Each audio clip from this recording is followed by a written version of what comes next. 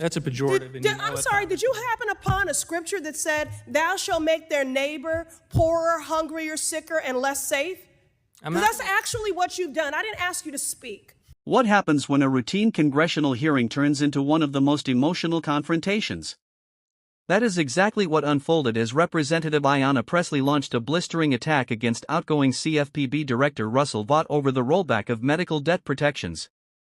The exchange quickly became one of the most talked about moments of the hearing, with accusations of cruelty, heated interruptions, and a sharp partisan divide over the future of consumer protections.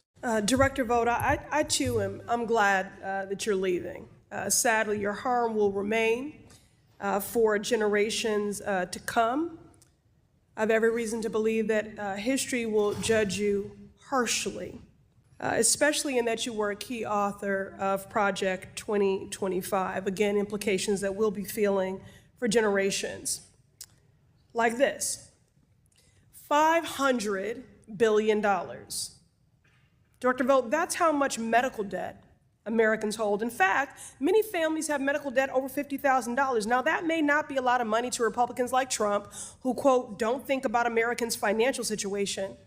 But that is a lot of money for most people. This is debt people accumulated during the most challenging times in their lives, like battling cancer or recovering from an accident. The Consumer Financial Protection Bureau, under Biden, issued rules making sure that medical debt would not be reported on credit reports and put guardrails around how that debt can be collected. Common sense things, like companies not being able to come after you for bills you've already paid. Now, to be clear, these kinds of protections were supported by families throughout the country, Director Vought, in rural communities, in urban communities, in suburban communities, and in Democratic and Republican districts. But Director Vought, you took that away when you rescinded those rules. Director Vought, give me one reason why companies should be able to harass cancer survivors to collect more than they owe for a medical bill. Well, they shouldn't be able to harass, and we have laws on the books that, but the rules that we changed were specifically— Give me one good reason. You rescinded the rule where medical debt would not have been reported because the statute on credit didn't allow reports. it. Give me what, you don't have one good reason. Moving on. Statute literally said the reverse. There is not one good reason. You claim, you avow that you are a self-proclaimed Christian nationalist, so I'm sure you spent some time in Sunday school. That's a pejorative. I'm sorry, did you happen upon a scripture that said, thou shalt make their neighbor poorer, hungrier, sicker, and less safe? Because that's actually what you've done. I didn't ask you to speak. This makes no sense. You are as incompetent as you are cruel and callous. Seriously, there are millions of families who have had to deal with an unexpected medical crisis, including yours, I'm sure, because cancer and illness do not discriminate. They don't care how fat your wallet is or what your zip code is.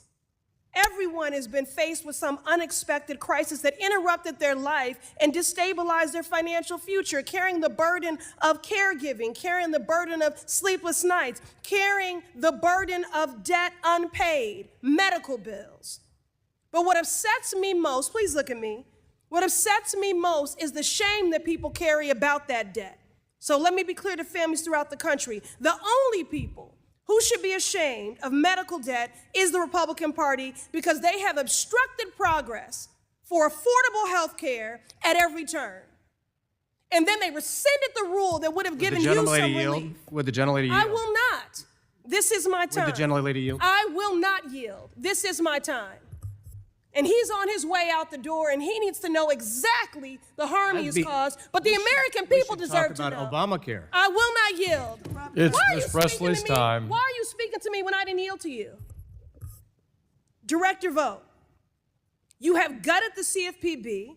You have dropped settlements the CFPB brought against predatory companies that were supposed to provide relief to customers. $360 million to help people gone.